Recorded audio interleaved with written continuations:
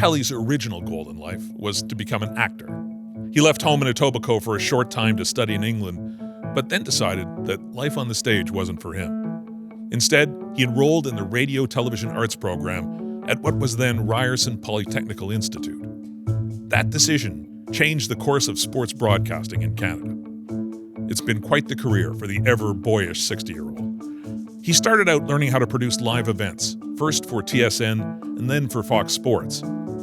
Shifting to the executive suite, he ran the sports network, helmed the consortium that produced the 2010 Olympics in Vancouver and Whistler, and even had a stint running the Toronto Argonauts of the Canadian Football League.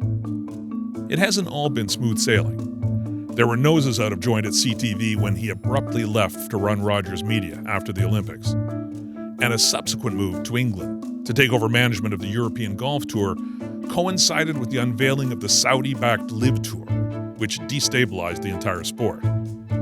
Now, Keith has come home to Toronto to take on a career-topping challenge, overseeing Maple Leaf Sports and Entertainment, one of the largest sports companies in North America. Goal one, nothing big. Just to win the Maple Leafs their first Stanley Cup since 1967. And manage the unexpected news that Rogers is taking over control of the company. We caught up with Keith in the Toronto Raptors dressing room at the Scotiabank Arena.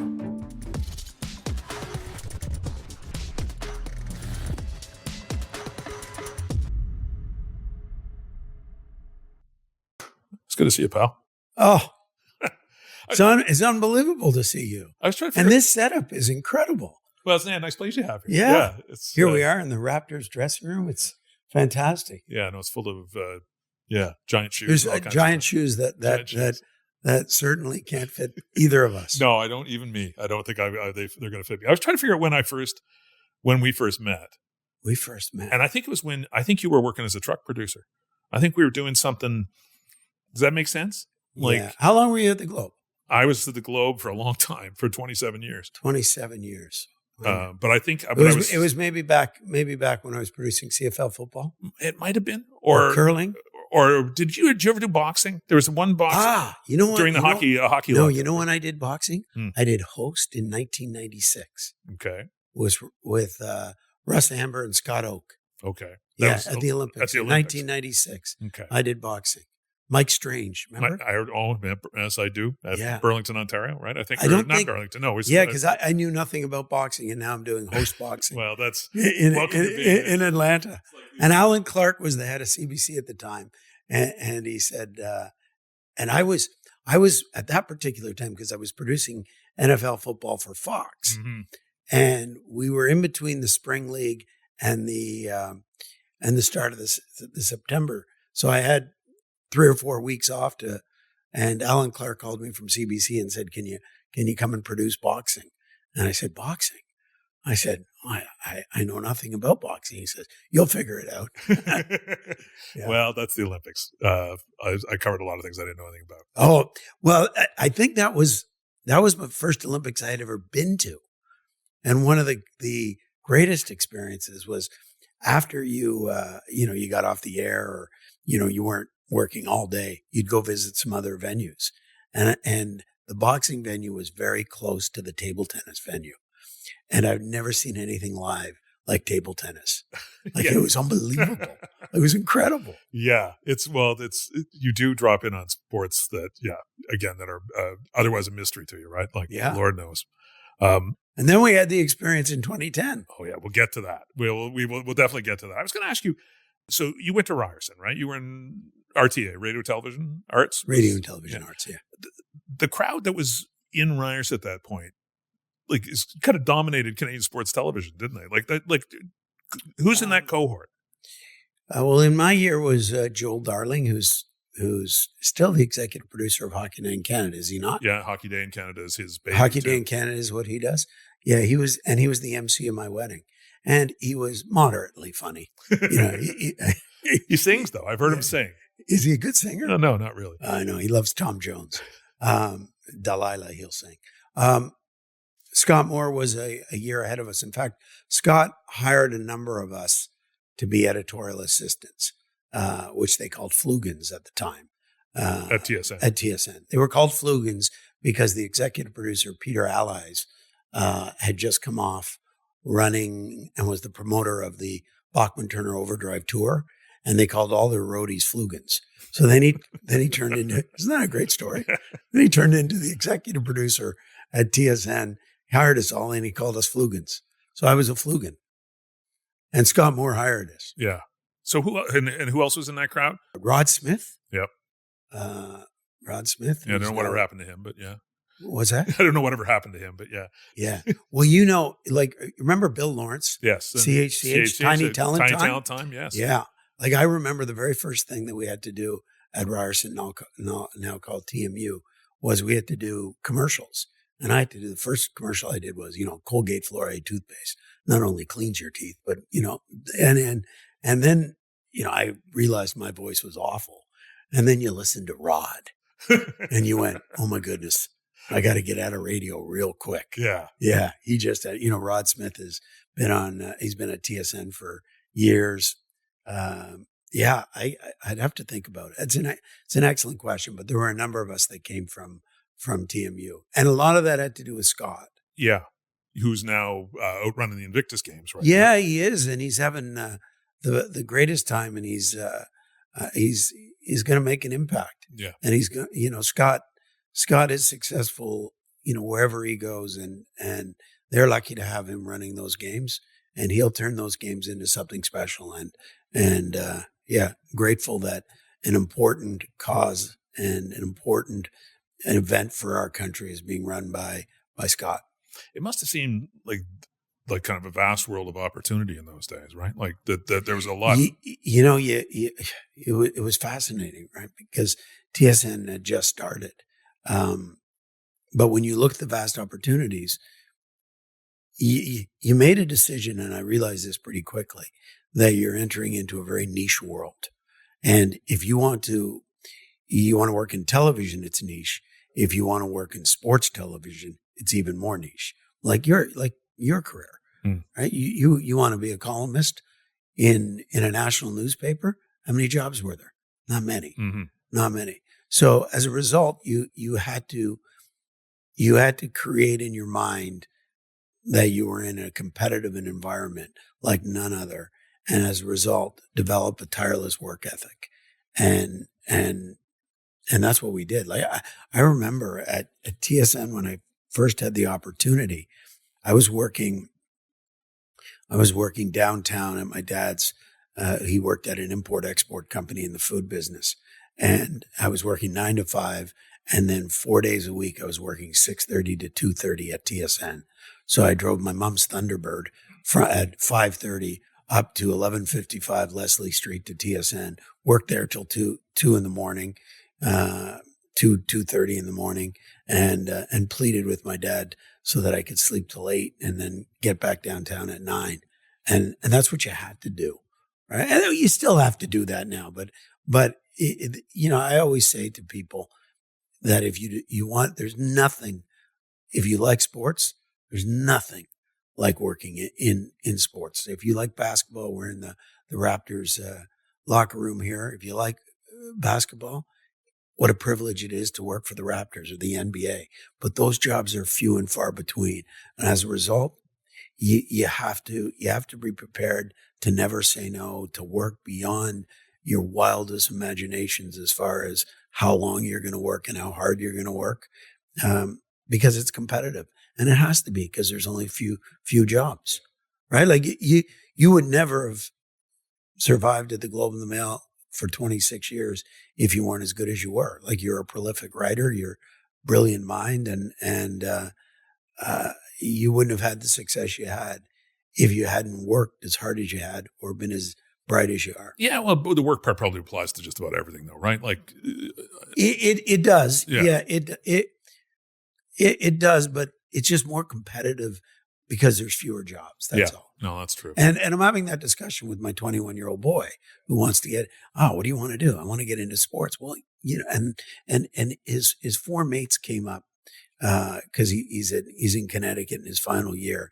And I sat down with them and I said, listen, so, we quickly calculated there was 168 hours in the week. You sleep 7 hours, it gives you 56. That's 112 waking hours. You're going to spend, by the time you get to work and get back, and if you're in Toronto, it even takes longer, the commute, but that's a whole different story. You're going to be working more than 50% of your waking hours is going to be at a job. So you better do what you want. You better find something you really like to do, right? However, if you want to work in sports, you're really going to have to commit to it. You're really going to have to work as harder than any other, not any other job, but you're going to have to work harder because it is so competitive, because there are so few jobs. I'm going to jump around a little bit because there's a lot to cover with you. But you alluded to the fact you mentioned that you did the NFL stuff for Fox, right? That you did work and World League of American Football, right? Was the other league at that point. What going to work in American sports television? Canadian sports television in the world we're talking about is CBC, CTV, TSN's the newcomer, right? There's no Sportsnet, there's no streamers, but that's the and there's a way of doing things in Canada, right? What did you learn? What did you pick up from going and working in American sports television? That Canadian television producers and Canadian television camera operators, everybody that worked in the business was equally as good as the Americans. Americans just had more. It was just bigger. Like I was producing CFL football for TSN, and then all of a sudden I'm now producing NFL football for Fox, and there's just far more resources. So the resources were greater, and that was the fundamental difference. The quality of the individual and the quality was no different. We have, and I would just say that sometimes Torontonians and sometimes Canadians have this kind of, I'm not saying infatuation, but it is just a feeling that if you've been to America or you've been successful in America, then you must be really good. And that's just us as Canadians. That's just us as Torontonians, not understanding that we're every bit as good as the Americans in everything. And I learned that, in Europe as well. The quality of Canadians in terms of the ability in the media, second to none. Yeah. So it kind of demystified it for you, like part of it. Right? Yeah. I've loved every gig that I've been involved in. I loved producing CFL football. I loved producing NFL football. NFL, I had more resources than you did in the CFL. But in Canada, you learn to do every job, right? Originally I wanted to be an on-air broadcaster. I realized pretty quickly that I was really bad at it. I hosted a show for, it was called CFMT, Channel 47. Channel 47. Yeah. And I really disliked it. I really disliked being in front of the camera. What was the show? Oh, it was called the MTHL show. Oh. Yeah. It was a minor hockey league show. Yeah, it was great. I hope they kept the tapes. Yeah, they're pretty bad. Yeah, I have a couple of tapes. I've looked back at it. I went, oh, wow, yeah. How did I ever think I could do that? But Canadian television also teaches you every facet of the business because you're doing so many different jobs. TSN was like how lean we were in those early years was incredible. But we had terrific leadership. We had Gordon Craig, who was a visionary beyond his years, and it was just a privilege to have the opportunity to. When you look back, you don't realize it at the time, Stephen. Mm-hmm. You don't realize it, but after you go, wow, that was very fortunate to be in the right place at the right time. Just as TSN was launching. Scott hires us. And then after that, there's been a lot of people that have come from a lot of flugans that have shaped sports broadcasting. Yeah. From Scott Moore to Gord Cutler to Paul Romanek, to Rod Smith to, Jeff Mathers. There's Doug Walton, who's still producing the Blue Jay games. We were all Flugans, right? We had the 40th anniversary a couple of what was that, about a month ago, and we got a Flugan pitcher, and it was great. It was just a great feeling. Gordon was there, and we're just grateful for the opportunity that he gave us and his vision, because it was his vision for TSN, and that was the great opportunity that it gave me. Now, when you came back to Canada after you came back for opportunity, right? Like you came back for a gig, but like, was there any part of you that wanted to stay there? Stay in Europe? In the States, back in the day. Oh, yeah, very close. Yeah. Yeah, I was looking to sign a long-term deal with Fox, and we had looked at places in Arizona, because you could live anywhere. All you had to do was go to the games. And I worked with I worked with David Hill and Ed Gorin, who, again, like Gordon, visionaries. The people that I've had a chance to work with and chance to learn from, incredible, like unbelievable. And there was, but there was a lot of us, or myself and my wife. There was a lot in us that wanted to stay in America, go work for Fox. But when TSN gave me the opportunity to move into the executive role, and the one thing is, at that point I was traveling like 260, 270 days a year. It's a lot on the road. So coming back to TSN, and then, the opportunity that Rick Brace, gave me, and the faith that he put in me to move into vice president of programming at TSN was, that was, I'll be, always indebted to him. Stephen, I look back and I just think about how many incredible people that I've worked with and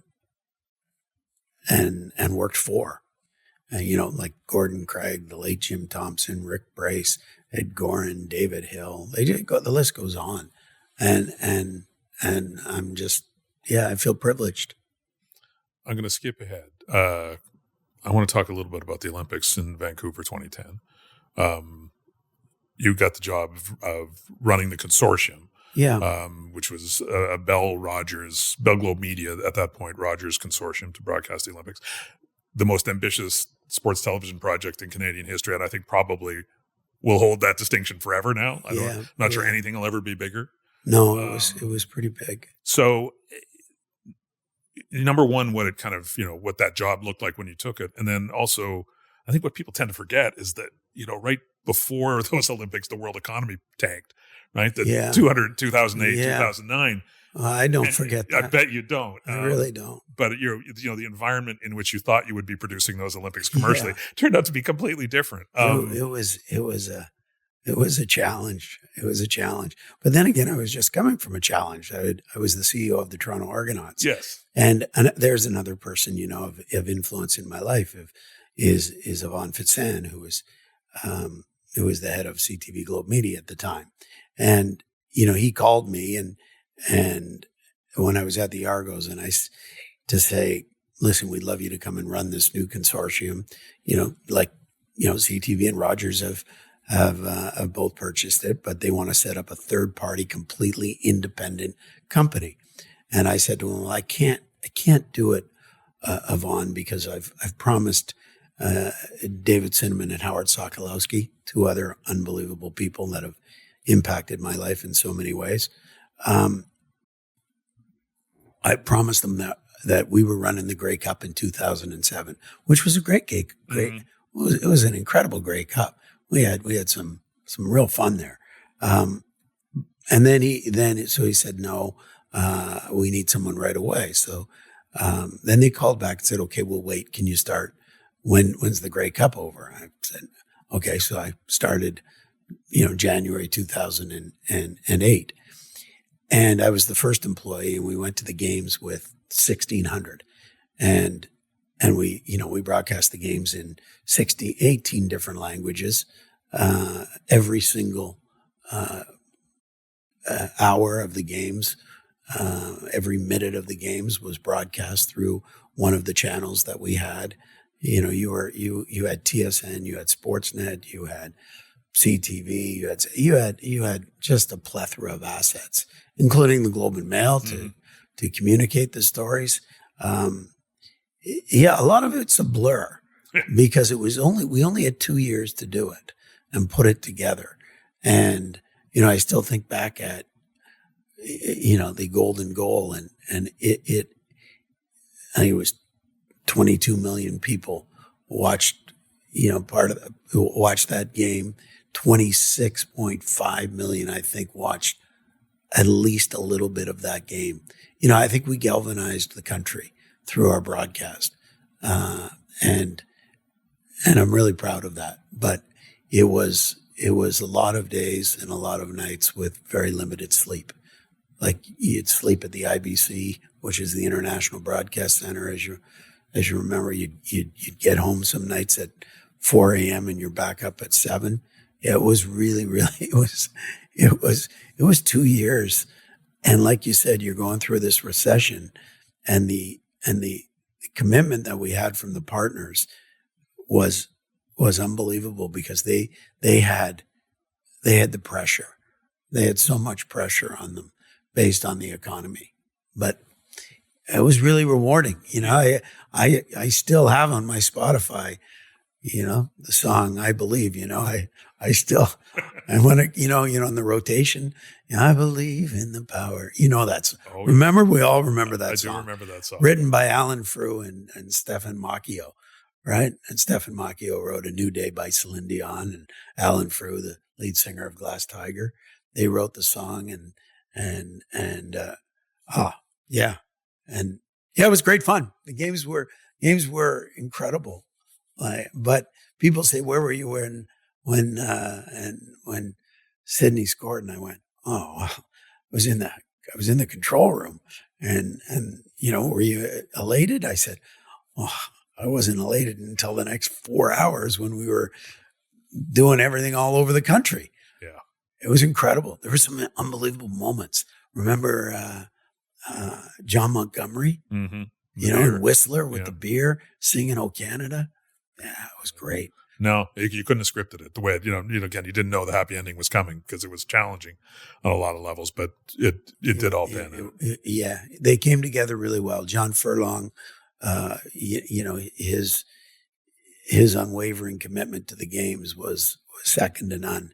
And working with him and working with all the broadcasters, it was really rewarding, but it was really, it really was a blur. Now, you had a bit right after that, like months after that, you had kind of a career crossroads. You were going to run Bell Globe Media, which that company, or CTV Globe Media, I'm trying to remember what it was called, but I know I was part of it as a Globe and Mail employee because we talked about things that, things that I might do in different places. And then you took the job with Rogers, which was a surprise to a lot of people. A different kind of opportunity for you. Yeah, I think a lot of things I do surprise people. You know, I never forget, you know, telling some of the people when I was president at TSN that I was going to leave and be the president of the Toronto Argonauts, and they look at me, "Give me that again." Right? I remember the press conference. You know, but that was so much fun. That was great 4 years. I've had so much fun in every opportunity I've had. But no, Rogers and Nadir gave me an opportunity to get involved in all facets of that business, including understanding, you know, the Toronto Blue Jays and working with Paul Beeston and Alex Anthopoulos on that. So it was great. Rogers was a phenomenal company to work for, and you know, then we did that little NHL deal. Yes, that I guess is coming up for renewal in a couple of years. So I'm told. Yeah, I remember that. I remember the night the day that deal got signed. I remember that evening with you and Scott Moore and a bunch of guys. What Yeah. what did it feel like that the day you did that? Well, we did that deal when all our friends at Bell were at the Grey Cup This time of year. and yeah, we did, and we went down and we saw Gary and we saw Bill Daly and we made an offer for the gatekeeper model, and what we were worried about and I think that would have played true is we knew TSN wanted the gatekeeper model as well, which is all of the rights, all platforms. Who started that? Like was it? Who threw down first on that, saying we want it all? Was it? Well, I think we did. I think we asked the question in one of the meetings to Gary and John Collins and Bill Daly at the time, and it turned out to be, really a great move for Sportsnet. And because with all of the properties, if you had studied it at the time, which we had, if you looked at all the properties that TSN had, if they had taken the NHL as well, then Sportsnet would have been in real trouble as far as distribution from different, broadcast distribution units across the country. So, when we sat down with Nadir, we sat down with Edward, we sat down with Tony and Scott, and we looked at it, and we looked at the viability of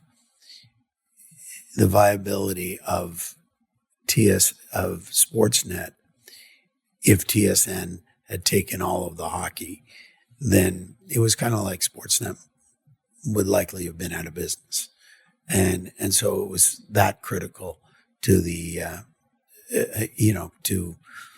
to be in a competitive environment based on the long-term deals in all other sports that TSN had.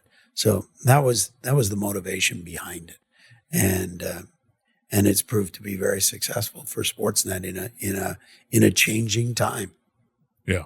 Yeah. So, but it was an existential moment for Sportsnet, potentially, right? Oh, it was. It really was. It was a pivotal moment in their future. And and everybody knew it internally, right? That this could have been the real, if Bell had done what we had done, then that could have been the end of sports. Just because you were painted into a corner in terms of content. Well, you just didn't have the content. Right. So then as a result, at the end of the day, the new measurement in the world that we're living in with multiple platforms is engagement.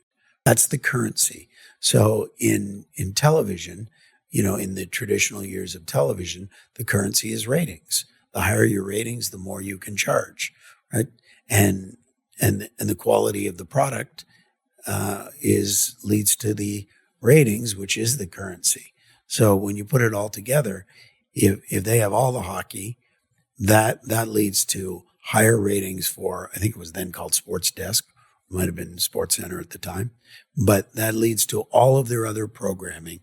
And so then their ratings would have been, here, Sportsnet's would have been here, and that would have affected the two verticals of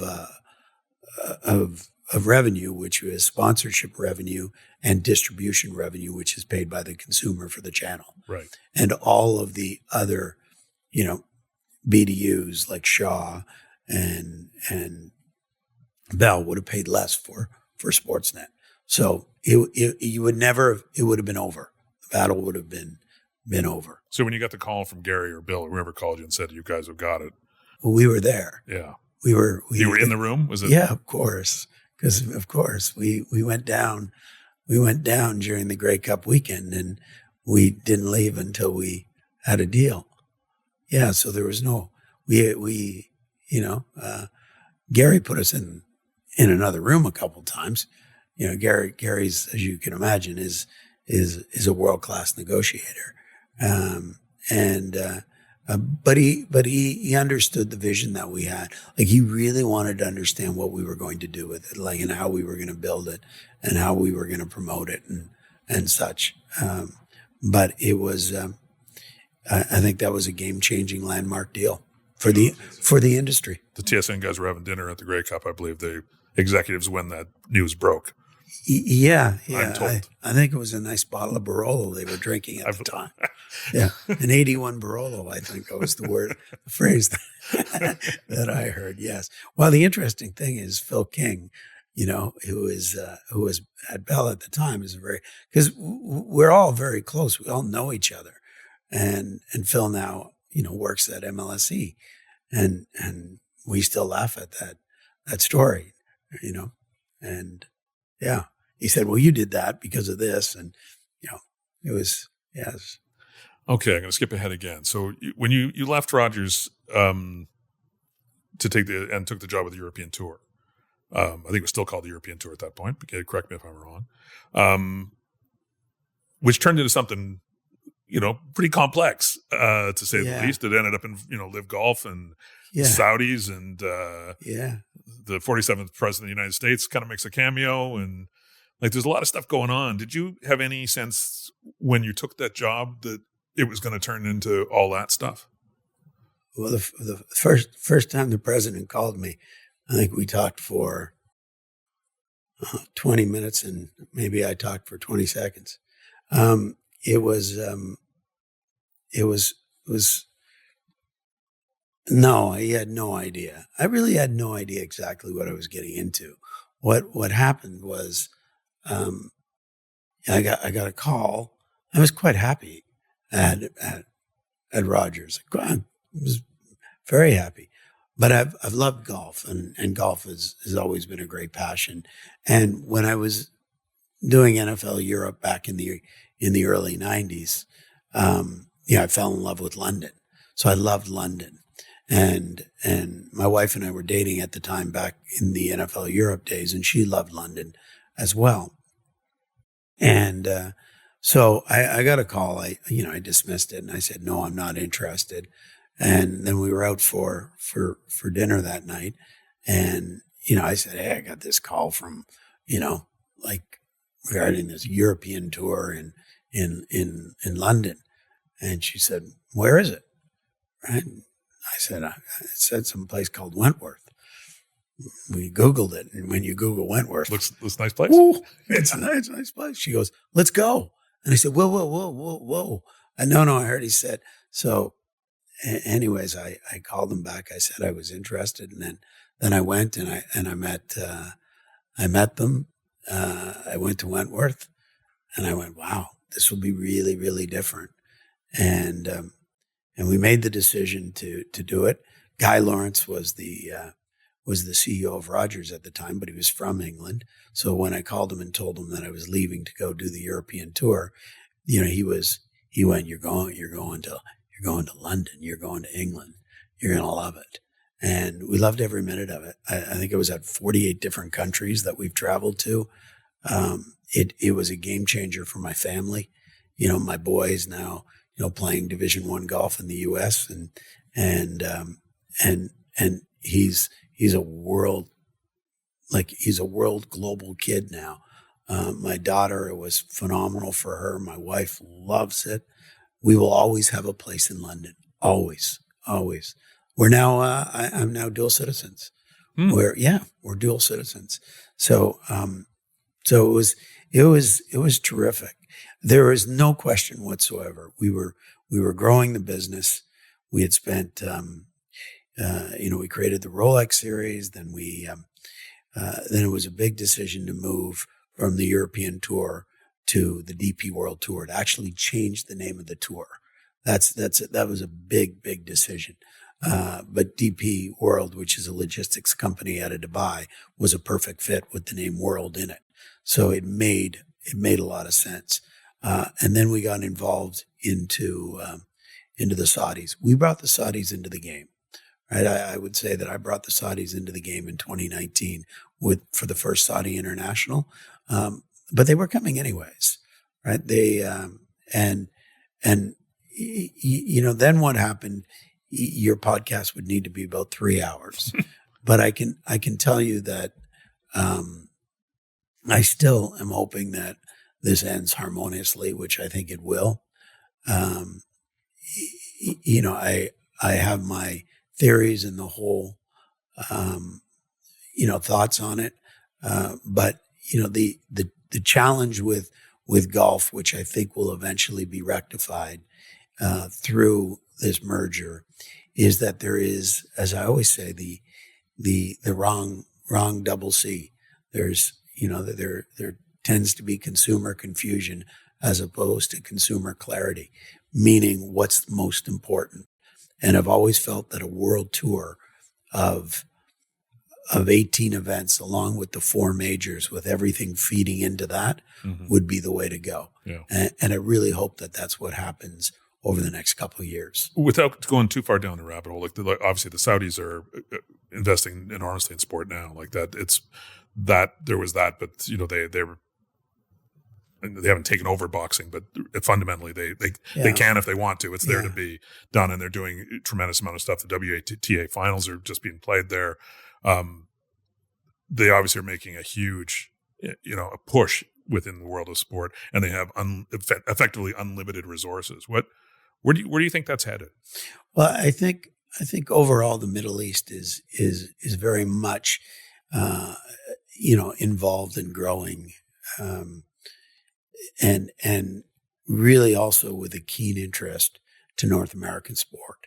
You look what happened with in the UAE, in Abu Dhabi, in Yas Island, in the Etihad Stadium, which seats 18,000, and you had back-to-back sellouts with the Celtics and Denver, and Dubai is just in the midst of getting a professional basketball team, and their growth of sport is significant. You look at the again Abu Dhabi again with the Formula One race, and I think the Saudis and the PIF led by Yasser, and are utilizing sport, which as part of their 2030 transformational plan for the country. It's just one component of it.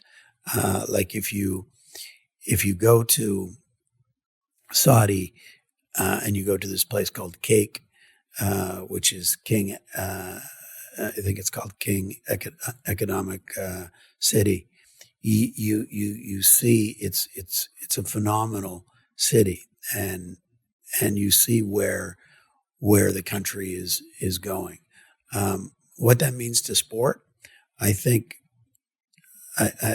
we're starting to embrace the need for all sports to be global, and I think that's the critical component with golf. You look at the NBA and their international strategy, as we've just alluded to. You talk about the National Hockey League and their talk about international. The growth comes here in America, and then at some particular time you have to look if you want to continue to grow your business. And I think every business is looking that can be at being global. Yeah. Okay, skip ahead one more. Then the decision to come to take this gig. It's as you said, you're settled in England, and good situation for your family, for your daughters in school there. It's all good, right? And and then this opportunity presents itself. What was there? Was there any kind of debate for you about whether you wanted to come back and do this gig? Like I understand the attraction. It's and having a rooting interest and all of the things that go with it, but also the most significant sports enterprise in Canada. Home. What was home? There was. If Joan was here, she would tell you there was a lot of debate. But she understood that that the opportunity to be part of an organization that was committed to winning, that to be part of the childhood team where you grew up Saturday night and you put skates on and you watched Hockey Night in Canada, to be part of the Leafs. I didn't have that privilege of being here in 2017 with the euphoria of TFC winning. And I can't even imagine what it was like in 2019. But We the North was something that we followed very closely in the UK. So now to be part of it, to go home, I think we had done everything we possibly could have done at the tour. We had created a deal that gave the tour financial security through till 2035 with the PGA Tour. It was up to Jay and the PIF to come together, which I think they're getting closer together. So I think the timing was right. And the job was just an opportunity of a lifetime. And as I said, I didn't have that opportunity in 2019 or 2017 to have that experience of winning the Raptors championship and the TFC championship. I had it in 2004 with the Argos, and I remember what it's like. Sports teams are tribal. Golf was an individual sport. The only time tribal came into it was during the Ryder Cup. And the Ryder Cup in Rome was unbelievable to beat the Americans, or in France in 2018. But I want to have that feeling of winning a championship in my own city again. I did it with the Argos. I want to do it with TFC. I want to do it with the Raptors, and I want to do it with the Leafs. And that lure and that thought of that, will send shivers down your spine. And when we were out walking the dog that one day, I said to Joan, I really want to do this. I want to have that feeling of what that's like again. And she said, giddy up, let's go. Did you know that the ownership shuffle was going to happen? Did you have any inkling that was coming when you took the gig? No, I talked to all three owners, and from my perspective, the only thing that mattered was their commitment to winning, right? And that they were aligned on winning, and they were aligned on providing the resources that we needed to win. And outside of that, I never got into any other component of it. That was the only thing that mattered to me, right? Everything else was just, in the papers and noise. Yeah. I asked them all, what is the definition of success? And all three of them answered the same way. The definition of success is winning.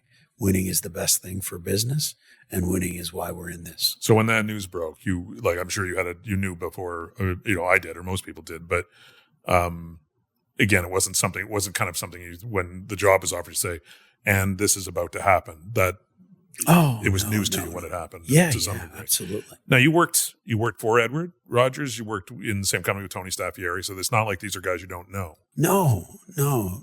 I knew Mirko probably the least quality guy. Larry's an icon in the city. Edward is a visionary. Tony is an unbelievable operator.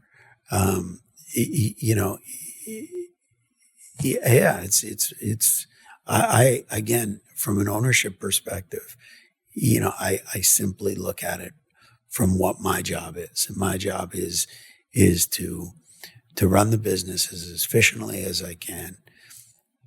I feel that it is to be a community titan. So I think we need to do more in the community. And it really is the relentless pursuit of championships. And because that's not, and this all the owners will tell you the same thing. That's what that is what creates the magic in the city. And that's what the fans want, and that's what the fans deserve. I don't think anybody wants to win more than we do. And we're going to do everything we can to. So that's, and we did, I didn't cover some of your resume here. I think if somebody said, what do you think Keith's happiest about in his career? I would have said probably winning a Grey Cup, actually, because it was, you had, I say, a rooting interest and it's personal and all that. But Well, yeah. Well, there's been a lot of highlights, and there's been a lot of, this has been very. I didn't know what we were doing here today. Well, which this is. I was making a surprise. This has been a little bit more reflective and yeah, a little more subdued. But no, there's been a lot of highlights. But as I look at you, I think one of the highlights has to be you and I in the back of a van in Corner Brook, Newfoundland, about to run the torch relay leading up to the Olympics. I still have my torch. No, I got mine too. Yeah, I got mine too. I have my torch. I have my white uniform.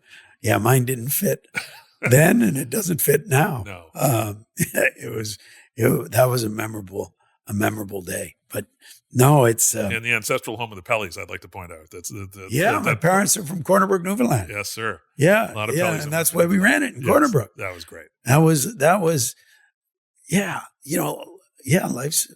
Yeah, now we got to be careful getting too reflective, but life's about cherished moments, and sport has given me a lot of cherished moments, and that's certainly one of them. Spending that time with you in Newfoundland, running the torch, that was a special day. Grey Cup, yeah, that was special. There's been lots of specials. Ryder Cup, I tell one of my favorite moments of my career is in the dressing room in 2018. Not the dressing room, because it wasn't called the dressing room. It was in the team room in 2018 after the Ryder Cup in Paris. And my boy, remember, he didn't want to go to Europe at the beginning because he was 12 and he was playing hockey for Humber Valley and he was golfing and he was at St. Mike's and he was loving life and he had his friends and he cried. And early on, he got to meet a guy by the name of Tommy Fleetwood, right? And so Tommy and him became fast friends. And there was a picture in 2018 in the team room, and it was just players, their family, and just a couple of us. And I'm sitting there, I'm chatting with Thomas Bjorn and Joan, and I look over, and there is just the two of them sitting on a seat, both side by side,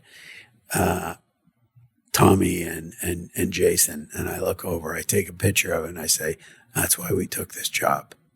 That was that moment with my boy watching Tommy. That was memorable. Yeah, it's funny how it comes back to your kids. It always comes back to your kids, man. Yeah, it does. It's great talking to you. I know it has been reflective. Like next time we'll get back to hijinks the next time. Yeah, well, you didn't this has just been, it's been great, but it's a great setup.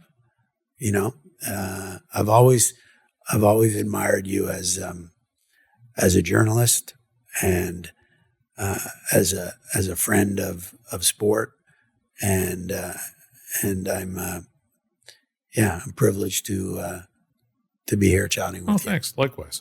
Yeah. And it's fun hanging out. Let's go have some fun. See you on the rock. Yeah.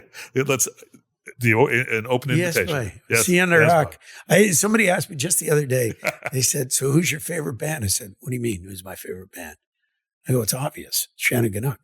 What? Shanneganuk. Hey? Yeah. You just puzzled about 90% of the people listening to this podcast. Shanneganuk. Yeah, Google them. Google them. Rocking on the water. Darn right. Yeah. Corpus Christi Bay. It doesn't get better than that. That is great. Man. Yes. Well, that'll be the only Shanneganuk mentioned probably in this podcast, but that's a great one, man. Awesome. Thanks, Keith. See you, pal. Oh, that's a hoot.